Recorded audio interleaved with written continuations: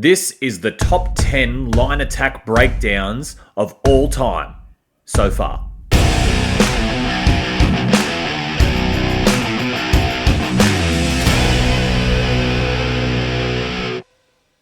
Number 10. Hey guys, welcome to another breakdown. And I wasn't actually going to do a video on this, but as I was watching through countless State Cup videos, as I normally do, I came across this one here. Just this middle play. And I was like, that's a nice try, but she was really close to stepping the wrong way. And it just made me think that for a long time when I was playing touch, I was like, how do I know which way to step when I'm dumping the ball for someone? And it was just something small that someone told me one day. And I was probably playing under 20s or even 18s, 16s at the time, that I had the epiphany. And it's all about how can we best give the person with the ball the option to attack an offside player. Now, middle, like going down for your links, the easy one, because when you dump the ball, you just continue going where you were. But when you're going down for your middle, you can actually get jumbled up a little bit. So normally you would dump the ball like here on the middle's side of your dummy half. So where the middle that you're dumping for, or actually, to be honest, it doesn't really matter. You're going down for your middle. Let's have a look at the way that she was going to split. You can see she started to step this way. Now let's say that she did step that way and play would continue. The dummy half now picks up the ball and she runs straight into this player here. Very difficult. But if you split back towards the other middle, so you split back the other way, like this, now she is attacking the player that cannot make the touch on her just yet until she's onside. And that's literally what can make or break a middle dump. Okay, I was mistaken. Normally you would see her go down on this middle and step in, but like I said, it doesn't really matter. Whatever middle you go down for, you got to split in the direction of the other middle in the defensive line, which is this side. She's away from the camera, so you split away from the camera, which she started to and then realized, got to split this way. So now you've beaten the player that was offside. That's the beauty of it. So it's so much easier to beat the player that was offside. She split around that middle, straightened up, which is into this gap here. This link's going to come into this gap, which leaves the winger with a lot of empty space on the edge. Pass. And over the top.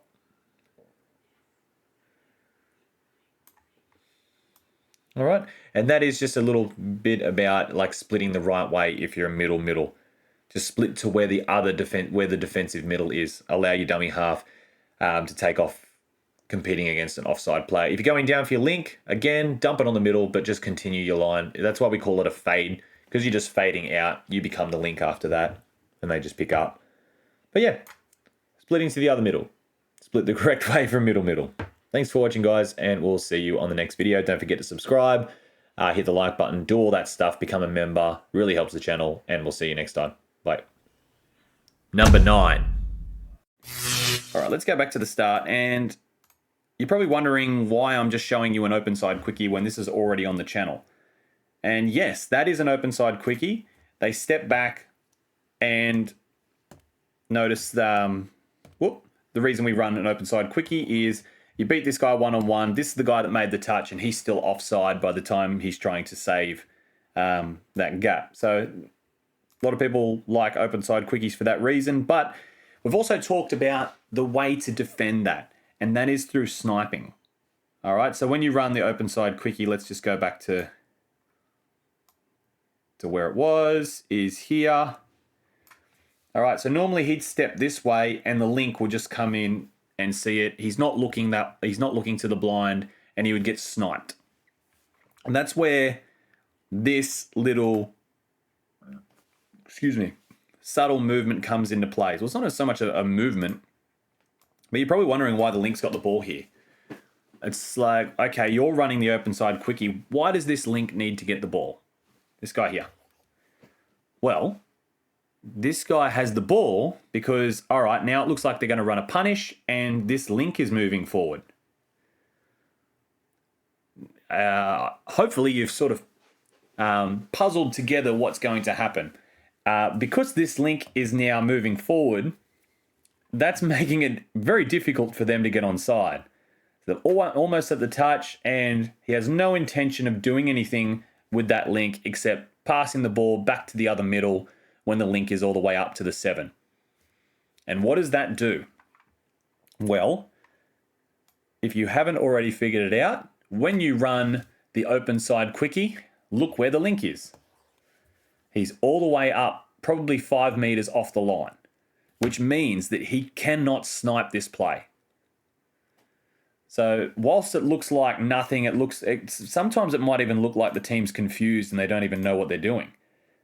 They're just throwing it, or a lot of teams just do that. They try and get players up, but there's a specific reason why that player needed the ball. And that was because now, when you're running this open side quickie, you're not getting sniped because there is nobody out there onside loaded to snipe you.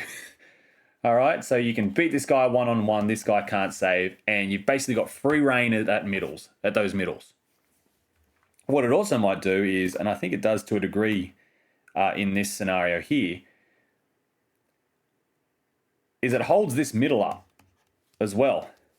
Because there's a threat here. You could be trying to run a counties play back on, you could throw it back in. So this middle might be presenting themselves with the link as well, which even better because then you have all 3 up, which is like what happens here. You've got all 3 guys up. And that's best case scenario. But either way, you just give that to the opposite side link from the player you want running the open side quickie and just get that link up and they can't snipe you. It's just as simple as that. When you think of like the first time I realized that, it was just like a light bulb moment, and I felt a bit like an idiot because I was like, how have I not thought of that? I had to get shown by someone. And I think the team that showed me was the team I was coaching.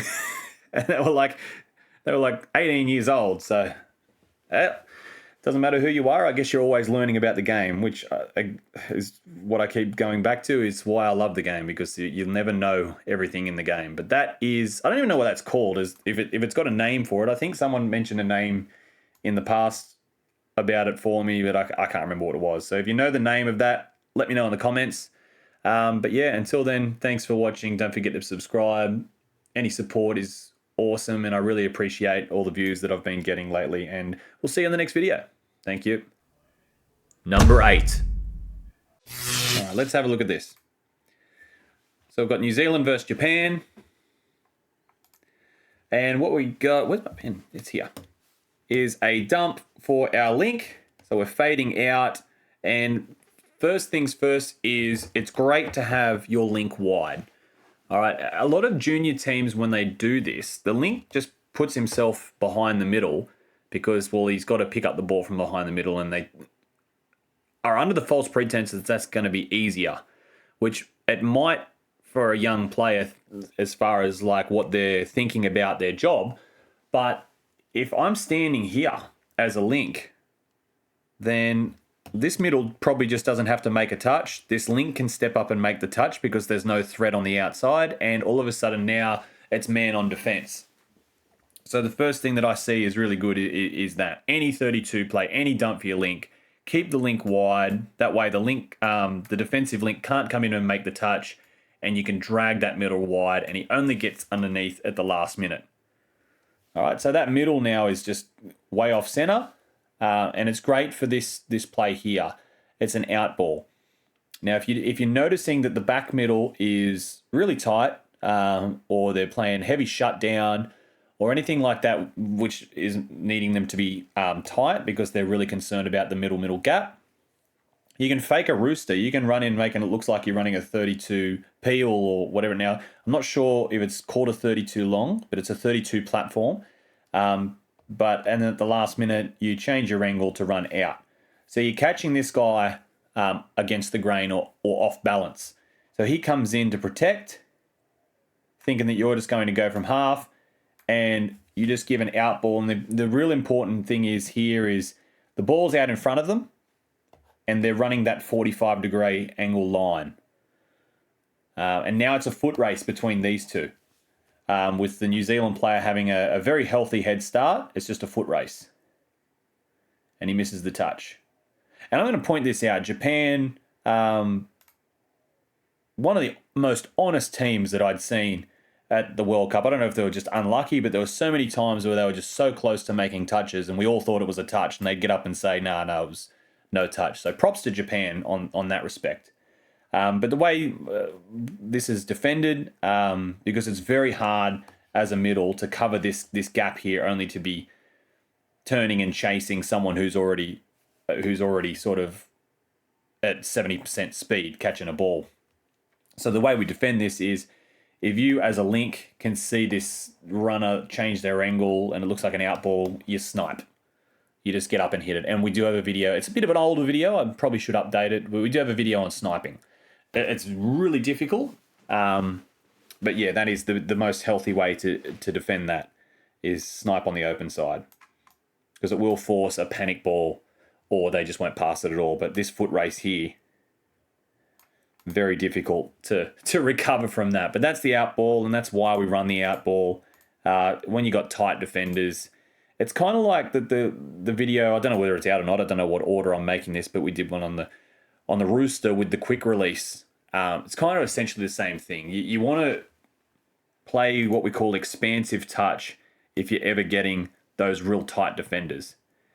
And what's even better about this is when you got that other middle up, and you are now, this link staying wide, you're dragging this middle over, which has to drag these guys over further, because that's where, like, now they've got to cover the gaps. You've got to move over, otherwise the guy pulling corner will just create a big gap. So everyone's just got to move, and then you just hit the play against the grain. Watch the angles change. There it is there. Out ball. Or 32 long. I think it's a long. It sounds like it fits, but I'm not sure. We do have another example here.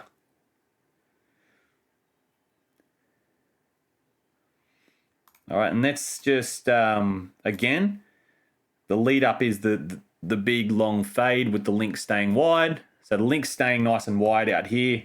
We don't want to be planting ourselves and just following the ball. And the ball carrier's job is designed to get the middle over as far as they can, which means these guys have got to come over if they want to start helping shut down and close gaps. So the middle, you can notice the middle's been dragged across, and this guy now has to cover the gap. But what happens?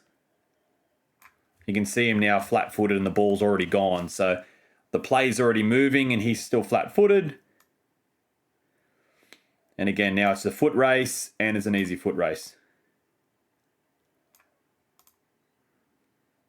And that's the apple.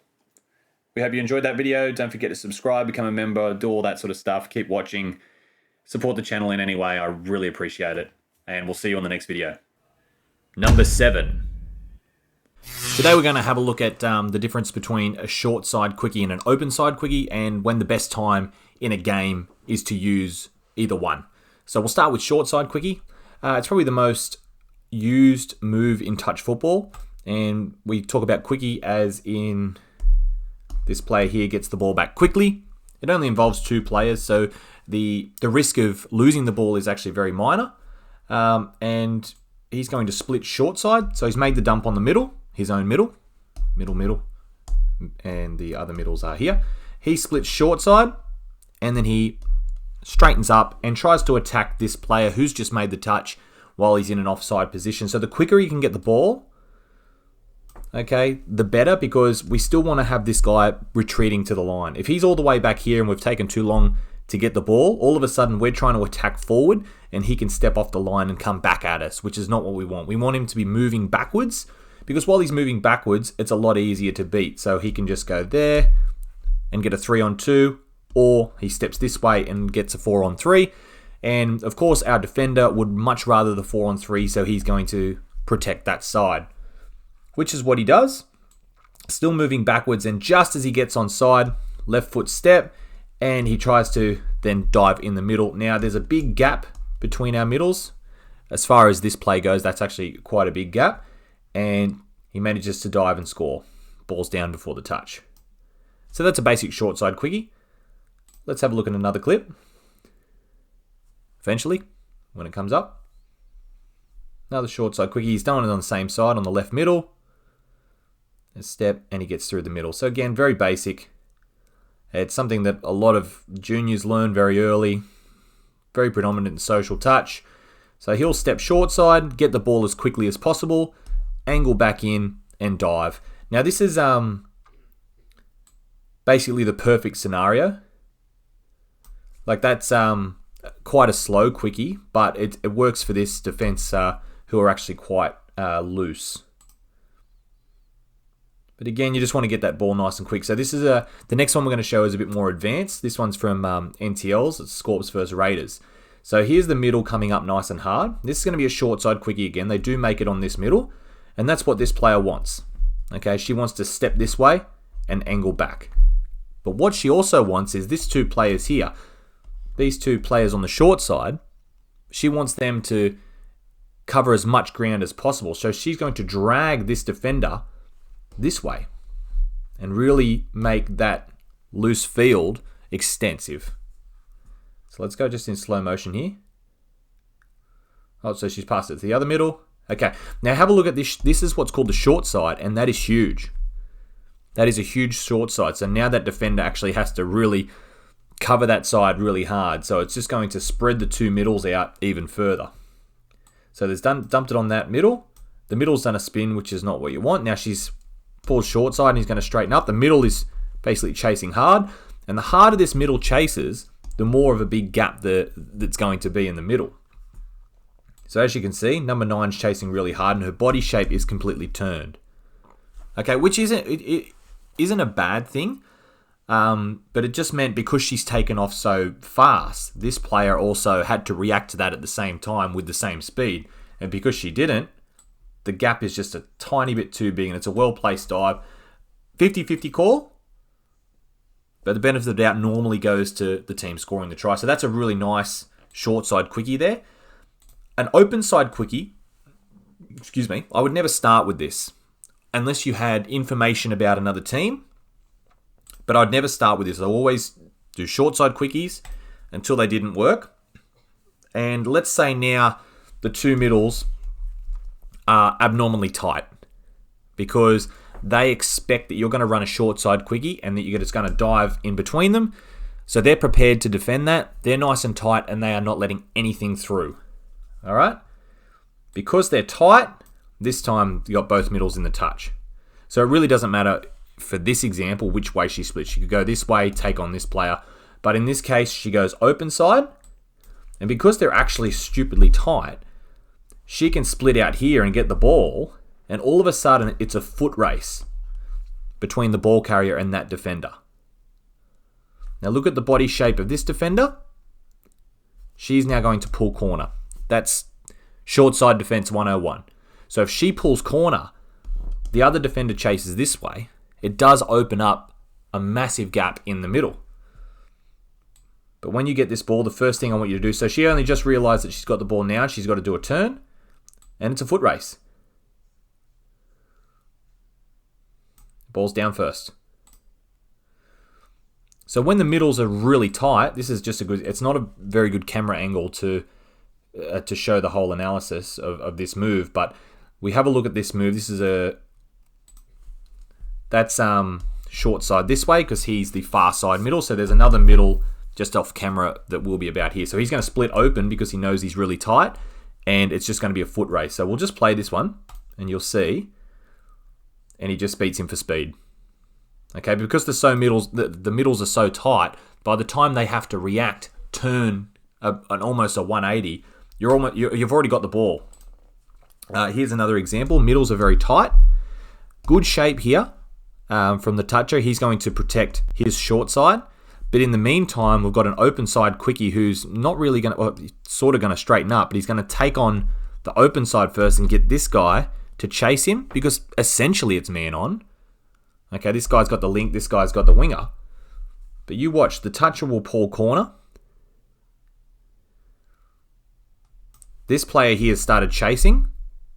Now your options are for this player to just hold on the inside for an inside ball, or if you've got a nice step, you can counter the momentum, which for all these players is shifting heavily that way, and he'll snap straight back in the hole.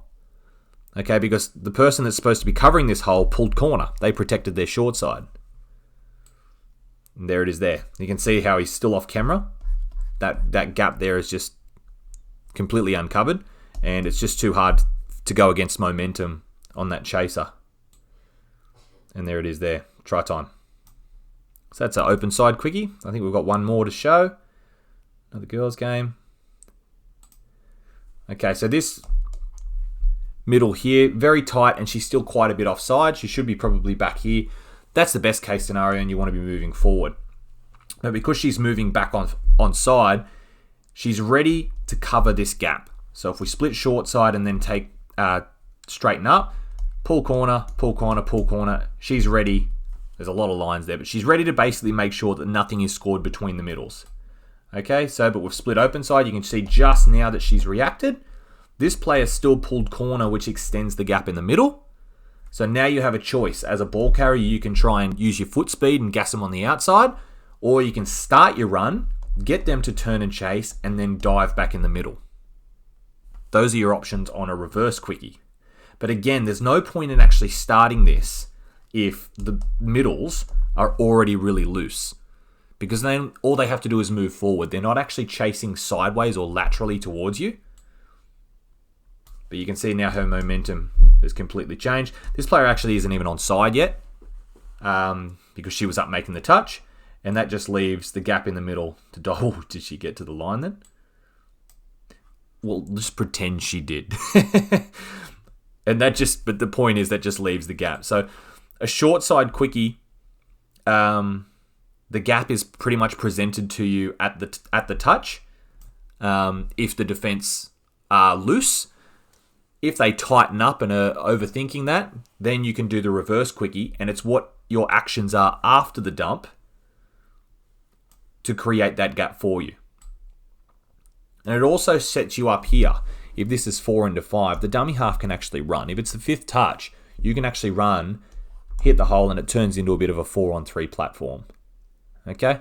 But your reverse quickie options are just as good as a short side quickie. However, only use them if the middles are tight. Okay? The best way to defend this, we'll quickly go on to way to defend this. Which one should I do? All right, let's have a look at this clip. So as far as defense goes, this is the way I would defend anyway. Okay, so we want to have our link nice and tight, which is a good spot here. As soon as you see that player split open, I'd get off the line hard. Really hard. Okay, and as soon as you see that dummy half shape to pass, I'd just jam it. Okay, it's called sniping. We do the same with our links on the open side when they run an out ball. So if you're up in the face, you can see that the ball carrier is, the ball receiver is looking obviously at the ball, and the link would actually come from his blind side. So by the time he catches and he turns to even think about passing, which normally his reaction is to run, as soon as he turns to think about passing, bang, defender in his face. All right, that's just the way I would defend it. If you feel like that you can't cover that when they've got speed, that's just one way to defend it. But yeah, that's the short side and the open side quickie. Thanks for watching. We'll bring another episode out very shortly. Number 6. Hey guys, so today on the breakdown, we're going to be having a look at a sweeper and the difference between a good and a great sweeper. So as we can see just now that we do have a sweeper, let's just go back a little bit and view the first one again. So the first one we're going to see is a good sweeper. And you will see at the end that he does get touched. He doesn't manage to score the try. So let's have a look at the setup. So these two are middle, and they're going to be getting our sweeper as the far side link, which means we dump on the opposite side middle, so the close side middle. So as you can see, they come in for the dump. Let's just go forward a little bit. And here the dump is on the inside shoulder. Now the reason we go inside shoulder is, number one, we're dragging this middle across and away from the space that we're going to be attacking. So we're opening up that short side to attack. And another thing that might happen, it doesn't in this situation because the defense has got good body shape, is we might turn them the wrong way, which means they might face inwards and then have to do a full 360 to go and chase the sweeper. Okay, but more importantly, we're opening up the space on the short side for the sweeper, which is what they've done. So that's really nice. And what happens here is the sweeper just tries to take him on. He just gasses him short side and tries to burn him for speed. Okay, the link here will punch this hole, hoping this link will jam in, and the winger will keep the width, hoping that the defensive winger will also come in with their link. But what happens here, as you can see, yes, he's trying to gas him, and he does have the momentum. However, you look at in athletics, the 200 and the 400 meters, the ones on the outside lanes, they're given a head start because it's actually harder to run around. So he's actually got more meters to cover trying to get around this player. So he's already got to make up ground as it is and be faster. So all the defender has to do is keep up a consistent pace and pulling to the short side. And eventually, he's just going to run him down like this. Okay? And as you can see, by him just running diagonally, eventually he's closing the gaps between the outside defenders, which means this link here at the last minute is able to reach in and touch because the gap is closed so much. Now, he can't throw the ball around her because it's a touch pass, and he can't obviously throw the ball through her. So that's actually good defense. Let's look at another sweeper here. And I'm not saying that they don't have the ability to do a great sweeper. And there's nothing wrong with that sweeper. Poor guy hurts his hamstring at the end. But let's have a look at this sweeper, is what I define as a little adjustment to make it a great sweeper. Now we see again, coming into the inside shoulder, opposite sides of the field are sweeper and defender. And he's going to sweep around the two middles. So we'll continue play here. There's the inside shoulder. We've dragged him into the middle of the field, opening up as much space on the short side as we can. Now let's have a look at the run here. He's hooked around and he's come back and he's completely gone straight. So it's not a case of him coming around at an angle and then trying to take him on the short side and run around him. He's actually started his run towards him. And what that does is it allows, I'll just go one frame forward to get rid of these lines. What it does by going forward, if this guy here, the defender, keeps pulling corner, well, he can go into the gap. If he pulls corner and he goes into the gap and this defender comes in, he has a short runner or a cutout ball. Okay, so by squaring himself up, and of course, if this guy turns and tries to compete, you watch what happens. That's what actually happens in this video.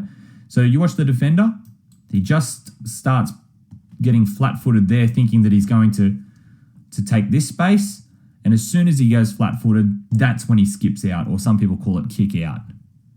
So it's just that little adjustment on the run, and you can see what happens here. Just completely wrong-footed the defender. So he's not catching the ball and trying to make a beeline for the line. He's catching it, squaring up, and then making the decision. Let's have a look at another example.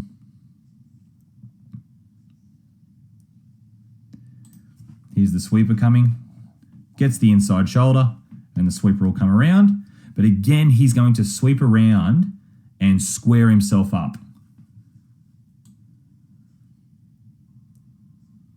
There it is there. So you can see now he's kind of angling almost inwards, but it's actually just squaring up the defender. Now the shape here is very good. He's protecting his short side. His face is towards his short side, and that's where he initially goes. But because he sees this ball player square up, again, he thinks he's going to take the space in between the middles, and he tries to compete. And by compete, I mean he tries to follow whoever's got the ball, whichever direction they take. if they're stepping and stuff, all it is they're trying to follow with them. But by doing that, okay, he's still offside, and he just turns his back there. Shape's good until now. He just pivots. And as soon as he pivots and tries to square himself up, you can see he's flat-footed. That's when the number 6 skips out or kicks out, as we said before. And you can look what happens there. All right, we'll just go back and have a look at that in slow motion. But it's just that one little difference of squaring up that defender that can make a huge difference on a sweeper. So he gets the ball, comes in, and then makes his decision to go out. And again, if that defender decides that he's going to ignore the direct running and continue to just pull a corner, which if you're versing some junior teams, that's what they're programmed to do. They just touch and pull corner. Then you do take that space and you can play a 4-on-3. And with a 4-on-3, you're alive, so you can score the try. If the gap is in the middle, you just dive and score. But always, we want to always make sure that we're squaring that player up and hopefully beating them on the short side in doing so. Thanks for watching, guys. I hope you enjoyed this one, and we will be back with another breakdown or game analysis very soon. Sorry for the lateness on this one. I found myself getting married and then going to NYC, so it's been a very busy couple of weeks for me and with touch footy. So thanks for your patience, and we'll see you next time. Number 5. Hey everyone, today we're going to have a look at the art of hitting a nice hole, like that. So let's have a look at a couple of clips, and it's a very little detail you can think about when you're hitting a hole. So the first one obviously wasn't a very nice angle to talk about, but it looked cool. But this one, it's a nice hole. All right, so let's have a look. So we've got an ML. Been doing a lot of MLs lately, and you can see as the play is shut down, so we have a player pulling corner there. This guy shuts down, this guy shuts down, and theoretically everyone should shut down and the long ball's on, but not everyone always shuts down.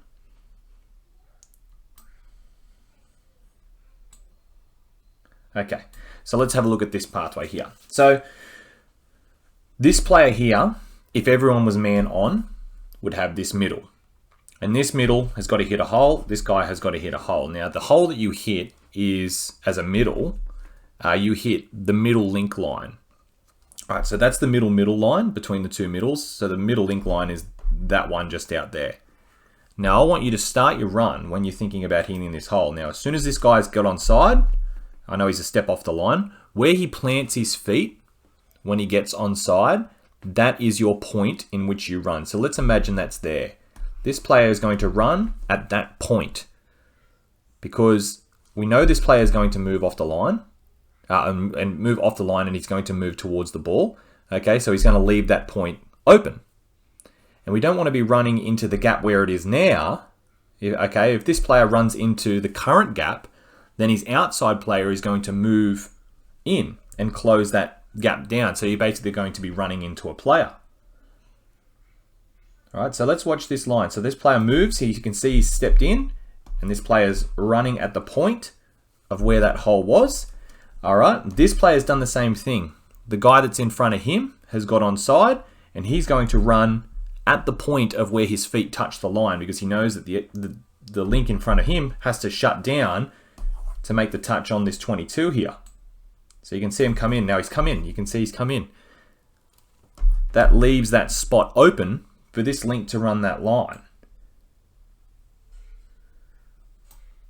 All right, it's very hard to see because I couldn't really find any massively wide angles where you could see all the players hitting their hole. All right, but let's have a look again. The middle realigns, and he's identified where that player's got onside, where his feet are. This link's done the same thing. For the winger, they run the J line. I can put a link in the description about the video that I have for a J line. But they run that hole, they straighten up. The two Hills defenders have to leave the point that they got onside to shut down the play. And if they're not all in sync, a hole opens up in the middle. Okay, if he ran to the point of where the hole was when they were getting onside, he'd be catching the ball out here, thus getting touched by the winger. It's a nice put down as well. Let's have a look at another example.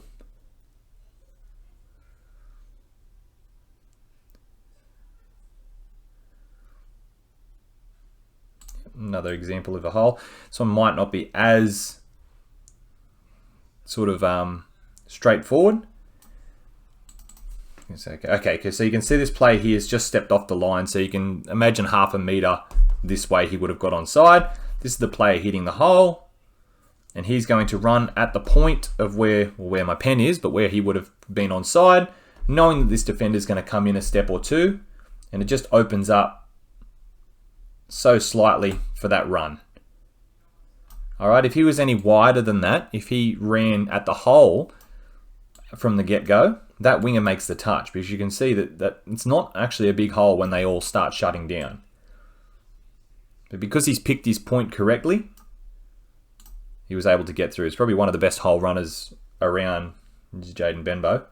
And there's again, same player, Jaden Benbow, however, this time he hits the middle hole. And I want you to notice what he does here. Let's have a look. He starts hitting the hole,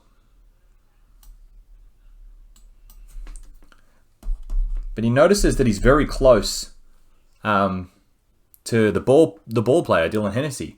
And the last minute, he'll ever so slightly angle back outwards. Because as he's really close, this player here thinks that the defender might be able to double touch. So he peels out a little bit, but allows that little ever so slight there. It's the last two steps, and you can see the angle that he's facing the referee, which is away from the middle of the field. It's just a nice little touch to realign yourself there. So when you start hitting your hole, just start with the baseline. I'm going to aim at those feet, and then when you start getting the hang of that and getting up against better defensive teams, you can look at angling and slight deviations to your angle right at your last couple of steps, or your last step or two before you're catching the ball. When you're right into that line, you can then change your angles as you're catching the ball. It's very hard because obviously you've got to still pay attention to the ball. But the more you do it, the better your peripheral vision is going to be. But that's just a little tool when I first start teaching about hitting holes. Just look at the player in front of you, where they get onside. Unless obviously they're stupidly tight, then you run at the point where they get onside. But thanks for watching, guys. That's just about hitting holes. And we'll see you on the next video. Don't forget to subscribe. Number 4. Hey guys, so today on this breakdown, we're going to be discussing the difference between a 32 dump and a 33 dump, or a middle scoop versus a middle link scoop. So we're going to be comparing both. Obviously, as you can see, the first one we're going to have a look at is the middle link, or the 32 scoop. Now, this is a play that you probably learned very early in your touch career. I remember it was one of the first sort of go-to moves that I learned as a junior, something that we actually, not only did we train, we actually did it during a game. So we have a middle, and these are our two links here. Now, all that's going to happen is basically this middle's got the ball, and they're going to dump the ball with this link at dummy half. And they're going to run at the middle who makes the touch because they're offside. We call it fading, which means instead of this link getting to dummy half, this middle actually gets the ball out in front of the link. In doing so, hooks onto this middle and drags them off center. Now look, let's just watch the way that this happens. You can see now he's brought that middle over, and now the middle's already on a path this way. Okay, and this is something that is a big benefit when you are a ball playing link. You can already take the momentum of the middle and the link this way, which allows you an easier access to that open side. So if you've got someone that's a really a dominant passer with a bit of speed, you can have them at link there, because by dragging, you can look at the movement of the defensive middle. They've already started moving to the side, and when you're already on that motion towards your corner, it's very hard to then turn and compete. So you can pick up with the ball, and all of a sudden, now these three players here have to make a quick decision. Do you hold with a late shut? Do you automatically shut? That's obviously something to discuss at training, but it does allow the holes to be hit and this ball player to pick his correct option. So let's see how this panned out. Try time. So let's have another look at another example. I think I said that right. Okay, so here's our latch coming on. We're going to talk about a latch in an upcoming video, or if I actually put that video out first, you can disregard that statement. So let's just keep going because I have no idea what order I'm going to put these in. So we have a middle here. He's going to receive the well, we'll fast forward until he gets the ball. So we just got a 2 pass here. Now, this middle is going to be making the touch. They're going to be playing the ball for this link. But let's have a look how far they drag this guy over. See how again, his line is already going towards the corner. He's already going this way, which means this guy's everyone's going to, I know there's 4 arrows, but 2 of them represent the middle. So the whole momentum is shifting towards that corner, which when you pick up from dummy half, it should allow you a much easier access. Yeah, you can see they've already just gone this way. And now the open side have to step up and you can play that 4-on-3. So again, if you've got a nice pass on you, the middle link is actually quite a nice option. And that's a nice pass. All right, let's have a look at one more. There he is. You can see he's on a movement over. Now he's got the middle in front of him. So the middle's got to chase him over because he's already engaged that middle. Let's just play this one through at full speed, and then I'm going to talk about one downside there is to middle link. Yep, so the open side's available, and they score the try. The one downside to this, if we go back to here, let's say as he's fading across, this link becomes active and steps forward and talks to his middle and gets his middle to drop back to here. All of a sudden now we're trying to fade for our link, and there's a really good video of this on my video about man on defense, and you see it from the camera. The camera's positioned behind the defenders, and it really shows that link is able to make that touch there, which in this case, if that was a link, the middle would be here and you'd just go man on. So that is one sort of risk that you take with a 32 dump. Okay, but if you're confident that you can get that middle every time and drag them off center and drag them away from where they want to be and put them on a trajectory that's already to the oh, there's one more example. Put them on a trajectory that's already to the short side. He's going to hook this middle here and he's going to make him run away from the center before he dumps the ball, as you can see here. So as he's dumped the ball, you can see his momentum is this way. Fix that arrow. And he's turned outwards, which is what you want. You want their hips to turn outwards. So now when you play into the space, it's a 4-on-3. And that one's out the back. Crisp ball. Another nice pass. So that there is a 32 scoop, or a middle link scoop. Now, if you are noticing that, let's talk about a middle or a 33 scoop now. So this is something that is getting more common because what happens is, let's just go back to the 32 and talking about that higher link. A higher link will never actually come and make the touch when it's a middle, or very rarely. You might see it in eye defense, but normal shutdown defense, the link will only make that touch if their link, sorry, I've just had dinner, if their link is in the play the ball. So let's just imagine these are 2 middles and this is your link. He comes in to try and make that touch. As soon as he makes the touch, it's just a rip pass straight to your link, 2-on-1 down the sideline. So they don't come in like that. But let's just play forward in slow motion, a middle. So you notice now this middle cuts in, is going to step in and then straighten up into this hole here.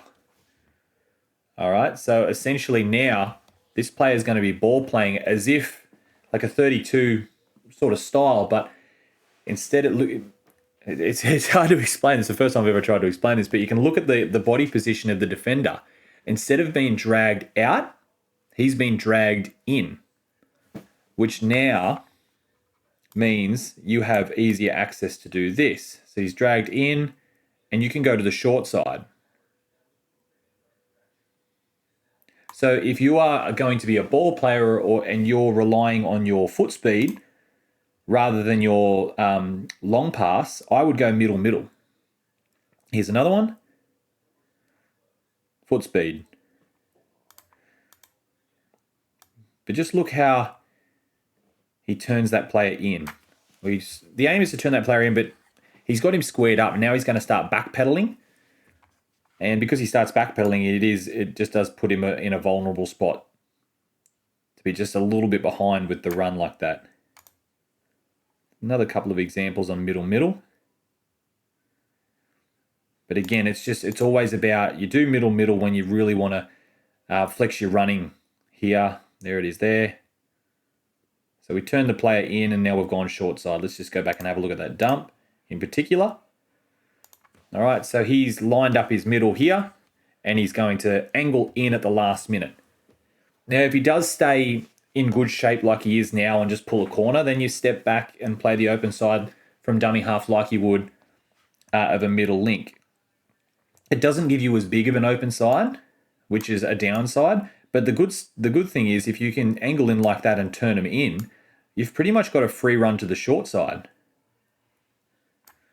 One thing also to note here is, and actually I'll go back to the first example of this, and we'll talk about running direct first. But there's the open short side there, because they angle back in and twist that defender the wrong way. And here's another one. Always got to include the Dragons. Here we go. Okay, so this is an example of middle, and I think I've got one more example of a middle where you do play the open side. And you can do this and it's effective, but what you've got to do is you've got to heavily emphasize your angle change. Because as you can see here, this player's backpedaling. He's not already on a run that's taking him to the short side. So you've got to make him do that. So you go short, you step back, and then you ball play. You can't just pick up and run to the open side because it's a lot easier. If you're turning them in already, it's a lot easier for them to actually chase you. Final example, watch the last step in. There it is there, step in, step, and there's just that angle change that's really effective. And this is actually a really good example of if you want to play open side, but it's a middle, make him go short side while he's still offside, crack back, and then you play to the 4-on-3. Let's just go back and have a look at this one here, because this is actually very important. Whenever you're taking off from dummy half, you have, I meant to pause that. You have a surprise, you have 7 meters now. So his ball's played here. So you've probably got till here until that player's onside. So I want you, or if I'm ever coaching someone, I'll say, I want you to take 4 steps forward to here before you decide which way you want to run, which is exactly what this dummy half does. He doesn't take 4 steps, but he runs direct enough to be able to then step a player who's retreating. And it's so hard to, like, he's one of the best defenders in the game, that guy that made the touch. And it's just so hard when you're running backwards or backpedaling towards your line. That's a try, by the way, to be able to turn and defend someone who's running direct and then kicks away. But that's, as far as my preference go, again, if I've got someone who's just can throw a killer pass, I might put him at link. If I want someone to just run through, which is good early in the game, or something to be safe and complete a set, I'll go middle. And if they're getting their high links up, I'll also go middle. So one I don't think is better than the other. It just depends on what type of players you have and what type of defense the other team's giving you. So I hope you enjoyed this video. Let me know what your preferred go-to is, and we'll see you on the next video. Don't forget to subscribe. Thanks for watching. That's it, yeah. Nice. Number 3. Today we're going to be looking just at a nice little attacking tool that you can have under your belt when you're coaching an intermediate, maybe a good junior team. It's called the triangle, and it's just a formation of 3 players that you can use if you want to run basically 2 different plays. So it's not like a quickie. if you want to run a quickie, you can do a quickie. These are probably good to be done on play 3 and 4. So the 3 and 4 play, and then maybe just a Hail Mary dummy half scoop on 5. So I call it the triangle, or it is called the triangle because there is a triangle of 3 players. All right. Now, middles here with 1 link. The play is either a rooster or a sweeper. Those are your 2 options. And those 2 options are based on what these middles are doing. Okay, so that's very important. So it's not like we call we stand in a triangle formation and go, hey, well, we're going to run a sweeper or we're going to run a rooster. We don't actually have to communicate with each other. It's just the action that this ball carrier does. Everyone should react accordingly. Okay, and what he's got to look out for is if 1 middle's up, then I can pass to this middle and you can sweep. Okay? If 2 middle's up, if he's up here and I try and do that, I try and pass the ball to number 9 here, it's a hospital pass. He's going to get slammed. He's going to get put off balance. He's not going to be able to play the ball. I'm not going to be able to get dummy half, and he's not going to be able to sweep. So if you've got 1 middle, this is your option. There's 1 middle. Bit of space for the other guy because the other middle's not with him. There's the sweeper. And he dives at the line, and that's a try. Okay? Let's have a look at another triangle.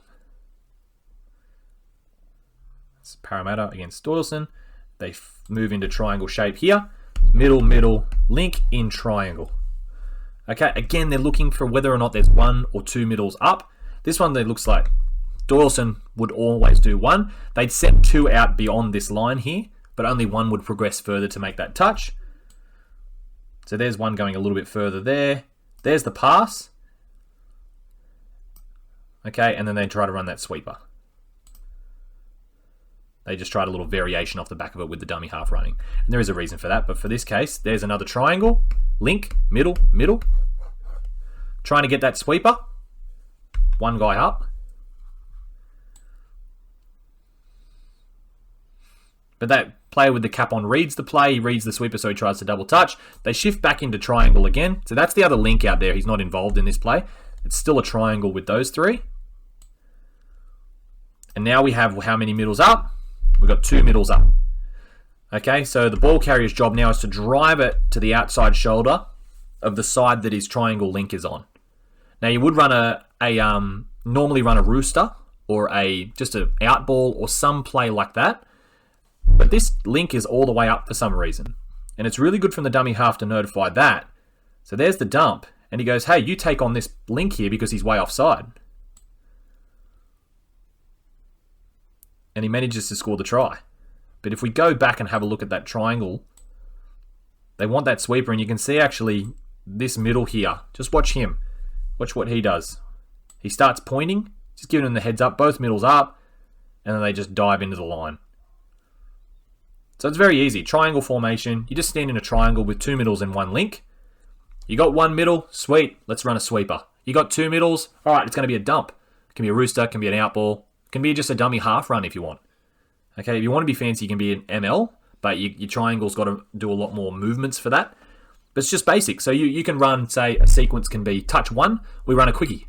That doesn't work on touch 2, gets shut down. All right, touch 3, we're going to go into triangle, and we're going to react to what the defense does. And on the last, we're just going to dump it, have a crack from dummy half. That can be a basic sequence for your attacking set. Thanks for watching, guys. That's really all I've got on the triangle. We hope you enjoyed it. I hope you got something out of it. It is sort of basic and something that you can just practice a little bit at training. All right. See you next time on the breakdown. Number 2. Hey everyone, we're just going to be having a look now at something little you can do to improve your quickies. So whether you're playing social, or this is a try by the way, whether you're playing social or at an elite level, definitely something you can practice.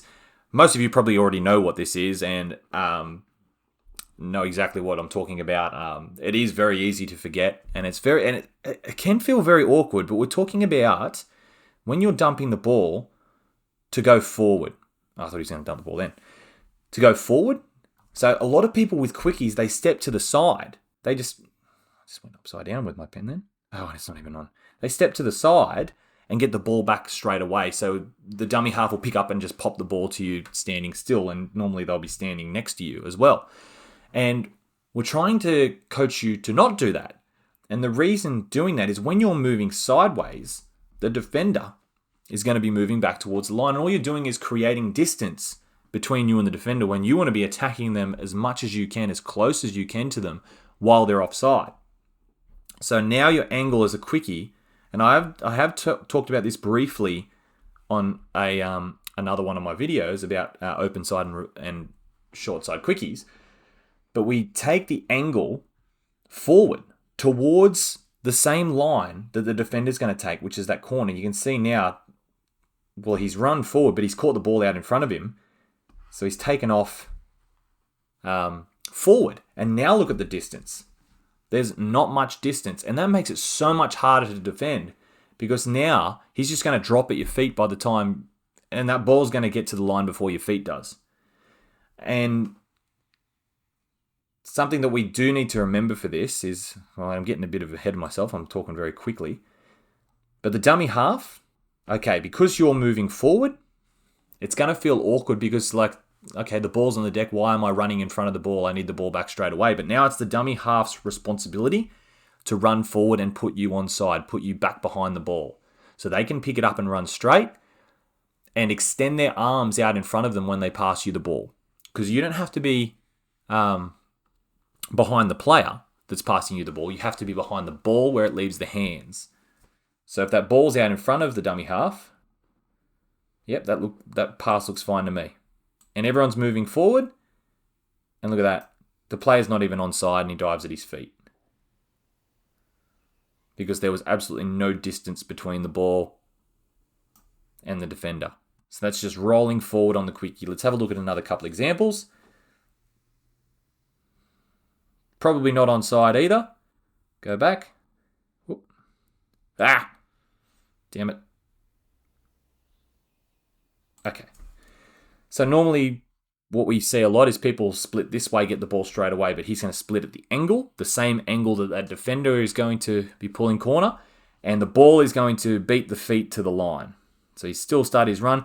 This guy's picked it up and moved forward, put him back on side. And look at that. They're both sprinting now. But of course, the ball, when you outstretch your dive, is going to beat the feet to the line. And it's a try. The way to defend that is basically once you see that player roll forward, the saving middle has to just fly in and make that touch. But it is hard. It's very hard, especially if you can get in line and the saving middle will come in and run into his own player a lot. Another one. Oh, sorry, this is this next example. Once you've run that a couple of times and you've had some success, so the dumper here is going to be rolling forward. And what I just said before is that saving middle, you've got to come in and help out this bloke here because it's going to be very difficult for him. When you see that's happening and they're starting to shut down your rolling quickies, you take off the other way. Because this guy assumes that you've rolled forward to the short side, he's working extra hard to get out of that touch and make sure he's protecting short side. When you spin him around and go back inside here, it's very hard to recover.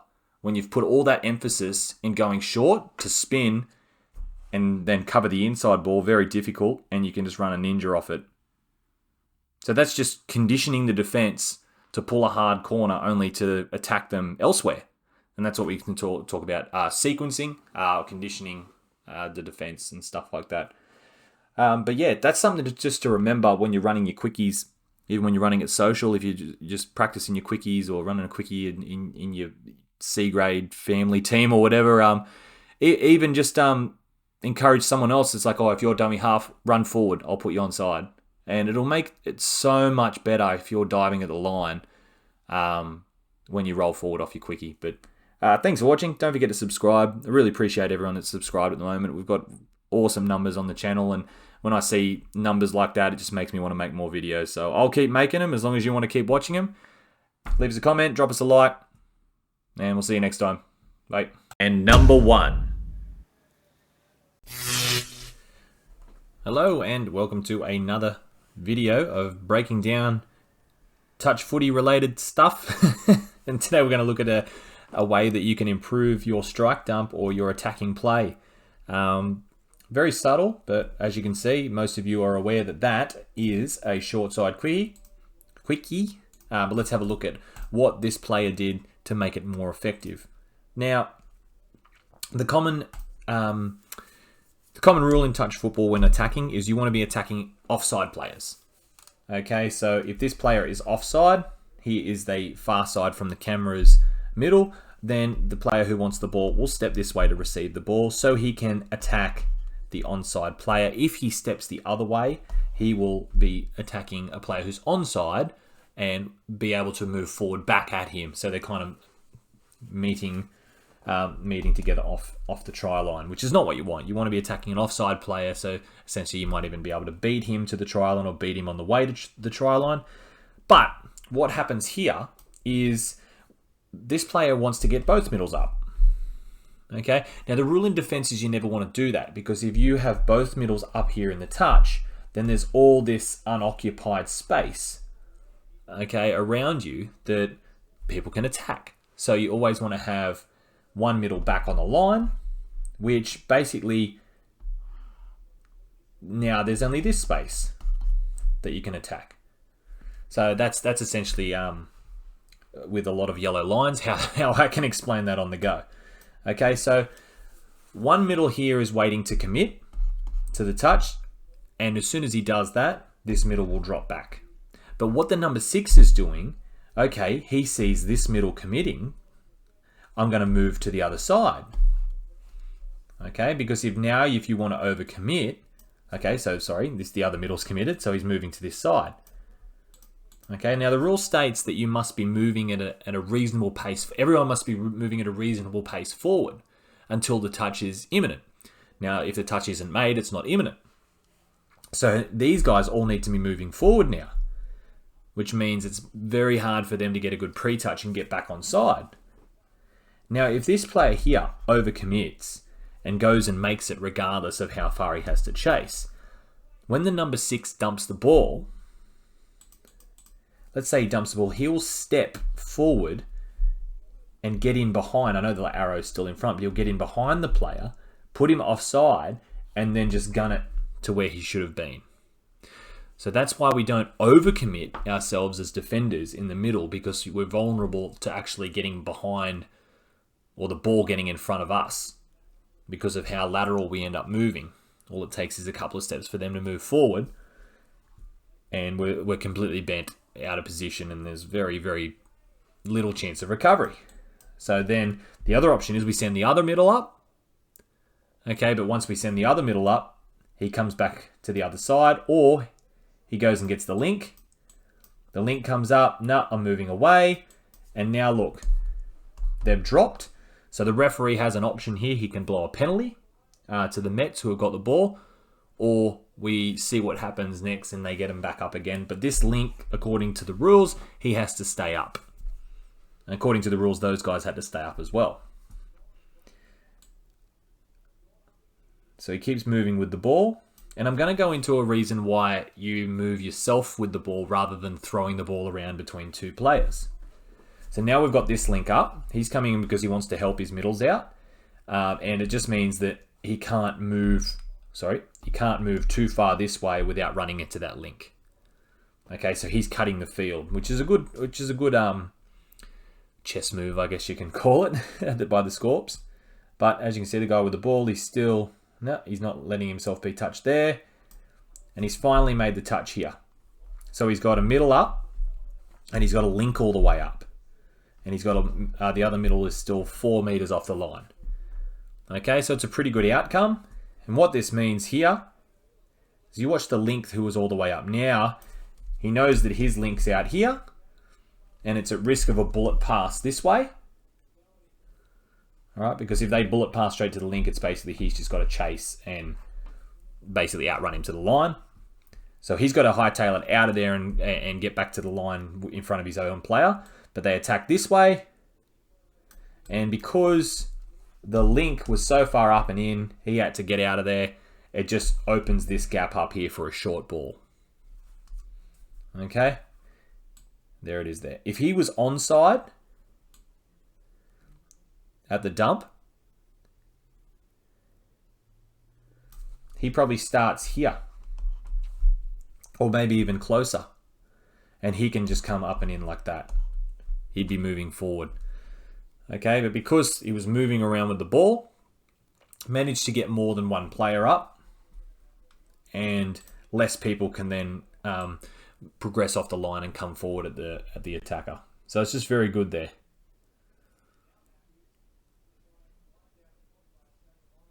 Let's have a look at another clip. Okay, so we've got it again. Ball carrier is here, and he wants both middles up. Now, yes, they are up, but he probably wants to roll in it a bit better, or he wants to be on the other side. So let's see what he does. We'll play the video in full first.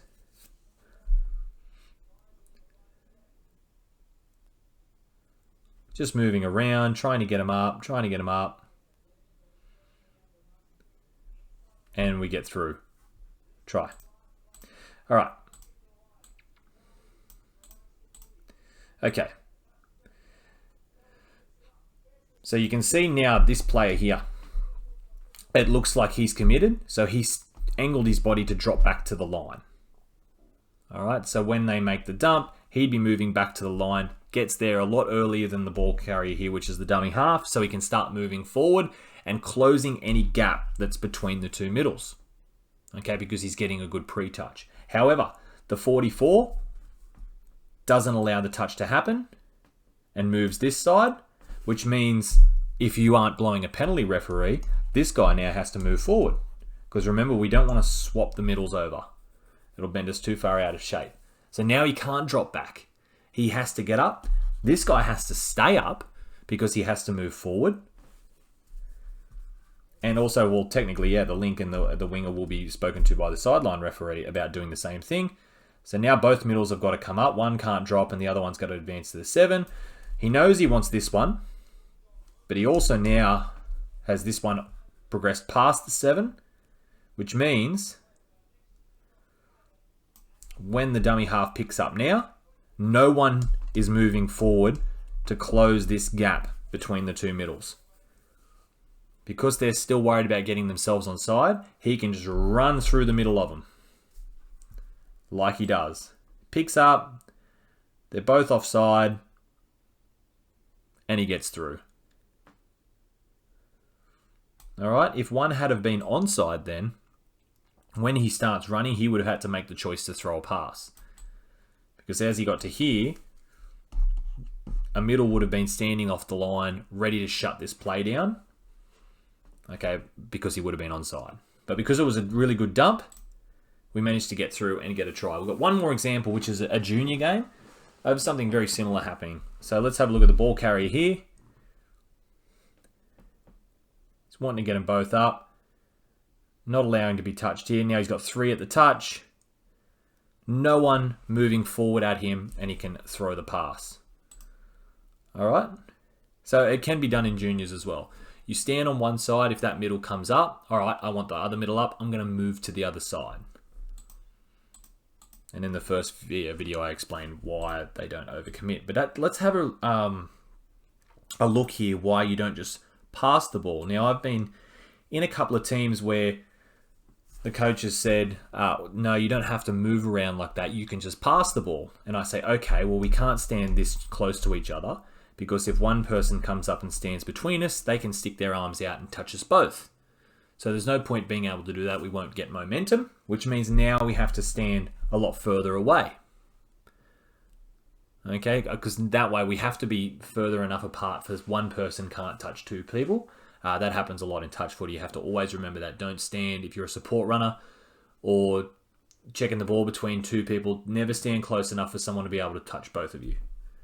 But now we're further away, so we're imagining that we're a lot further away. Okay, there's my support here. I've got this middle up. I throw the ball, but this middle gets a nice read on it and sprints right there. Okay, now he's read it. By the time I've seen him start sprinting, for me to get to dummy half, It's a hospital ball. Okay, so they've got no momentum now. I've thrown the ball. The defense has read it. Just as my teammate is catching the ball, they're getting smashed with a touch. I'm not there quick enough to be dummy half. Okay, so there's too much downtime. They get back on side. If they try and throw the ball back to me, my defender's already here in front of me. So it's a hospital ball either way.